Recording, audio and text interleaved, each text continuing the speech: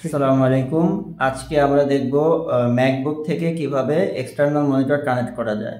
এখন আমার সামনে যে ম্যাকবুকটা আছে সেটা হচ্ছে M4 MacBook air base variant.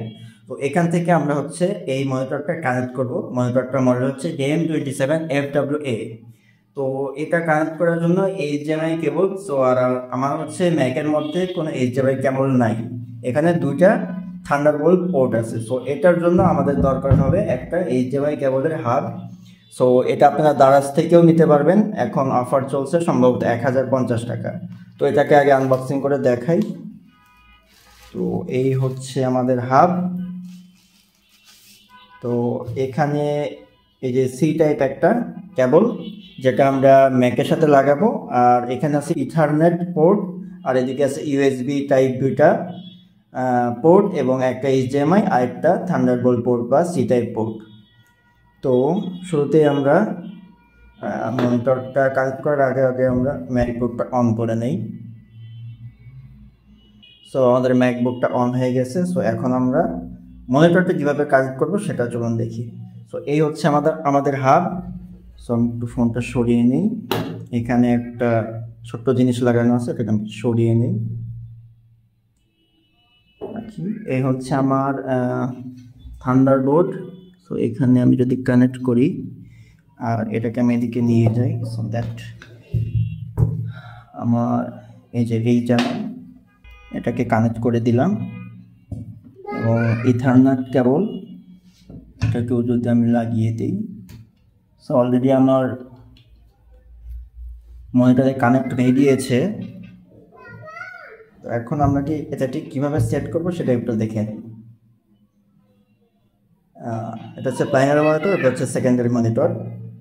So আমি এখান থেকে চলে যাব হচ্ছে সিস্টেম সেটিংয়ে। সিস্টেম সেটিং থেকে আমাদের এখানে ডিসপ্লে দেখতে পাচ্ছি। সো এখানে দেখতে পাচ্ছি আমার দুইটা মনিটর চলে আসছে, বিল্ট ইন ডিসপ্লে, যেটা হচ্ছে আমার এই ম্যাকবুক, আর এটা হচ্ছে HP M27FWA, যেটা হচ্ছে আমার এই মনিটরটা।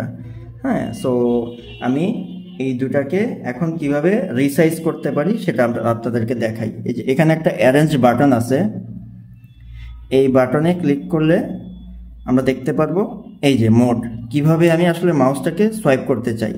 এখানে এটা হচ্ছে আমার মেইন মনিটর, আর এটা হচ্ছে সেকেন্ডারি মনিটর, যেটা হচ্ছে আমার বড় মনিটর যেটা। সো এখন ছোট মনিটর থেকে উপরের দিকে দেওয়া আছে। আমি যদি এই কার্সরটাকে দেখাই, কার্সরটা আপনারা খেয়াল করেন, এখান থেকে নিলে এই যে বড় মনিটরে চলে গেছে, এই যে বড় মনিটর দেখা যাচ্ছে, তার মানে এটা হচ্ছে উপর থেকে নিচে আছে। আমি যদি আবার নিচের দিকে টান দেই তখন আবার এই ছোট মনিটরে চলে আসছে। সো এটাকে চাইলে আমরা ডানে বামেও নিতে পারি। যদি আমি এটাকে ধরে বাম দিকে দেই, এই যে বামে, তাহলে এখন আমাকে বাম দিকে এই কার্সরটা যদি আমি এদিকে নেই, দেখেন আমার ম্যাক থেকে বাম দিকে নেওয়ার পর এদিকে চলে গিয়েছে। সো এটাকে চাইলে আমরা ইচ্ছা মতো, এই যে এখন আমরা যদি আবার এদিকে নেই, বা এটাকে চাইলে আমরা নিচের দিকেও নিতে পারি। তো যদি এই ম্যাকবুক থেকে আমি নিচের দিকে এটাকে সরাই তাহলে দেখবেন এই যে আমার উপরের দিকে এটা চলে আসছে। সো এটাকে আমরা ইচ্ছা মতো রিসাইজ করে নিতে পারি। ওকে, এই যে উপরের দিক থেকে আমি নিচে আনলাম। সো যেভাবে আপনাদের সুবিধা হয় আপনারা এরকম ড্র্যাগ করে ডানে বামে উপরে নিচে সরাই নিতে পারেন। তো আমি এটাকে উপরে দিয়ে দিই, এইভাবেই সুবিধা হয় এই সেটআপে। তো এটাকে ডান দিয়ে দিলাম। আর চাইলে আমরা মনিটরের রেজুলেশন চেঞ্জ করতে পারি, যেমন এটা আছে, এটার আপনার কোন সাইজ অনুযায়ী ফিট হয় সেটা আপনি আপনার ইচ্ছা মতো করে নিতে পারেন। আবার এখানে কালার প্রোফাইল আছে। সো এটা থেকে আমি সেট করলে কোন কালারটা আসবে এখানে রিফ্লেক্ট করবে, যেমন মনে করেন অ্যাডোবি RGB, দেখেন এখানে কালারটা চেঞ্জ হচ্ছে, কালার LCD, দেন এইভাবে বিভিন্ন মোড আছে। সো আমার ডিফল্ট যেটা HP ওইটাই আমি রাখলাম। এই যে সিলেক্ট করে দিলে এখন এখানে রিফ্লেক্ট হচ্ছে। সো তারপরে আমার যে মনিটর যেটা সেটার হার্জ হচ্ছে, এই তিনটা চেঞ্জ করা যায়। সো আমি 75 হার্জে দিয়ে রেখেছি, আপনারা আপনাদের ইচ্ছা মতো হার্জ এখান থেকে সেট করে নিতে পারবেন। আবার একইভাবে এই যেটা মেইন ম্যাকবুক আছে সেটাকে আপনারা সিলেক্ট করে এইভাবে তার সেটিংটা চেঞ্জ করে নিতে পারেন, কি কালার চাচ্ছেন এখান থেকে আপনারা বাছাই করে নিতে পারেন। সো আমি এটার ডিফল্ট কালারই রাখি। আর চাইলে আপনারা এখান থেকে এটার ইন্টারফেসটা কীভাবে দেখতে চাচ্ছেন, ইউজুয়ালি ডিফল্ট দেওয়া থাকে, যেহেতু এটা হচ্ছে 13 ইঞ্চি, সো ডিফল্টে আমরা মানে বেশি স্পেস পাই এই জায়গাটাতে। আর যদি আমি লার্জার টেক্সট দেই বা হচ্ছে, তাহলে দেখবেন এটা কি হয়ে গেছে, বড় হয়ে গেছে। তো আমার স্পেসটা অনেক নিয়ে নিচ্ছে, আমি আর অল্প একটু স্পেস পাচ্ছি। সো আমার ক্ষেত্রে হচ্ছে আমার ডিফল্টটাই সুবিধা হয়।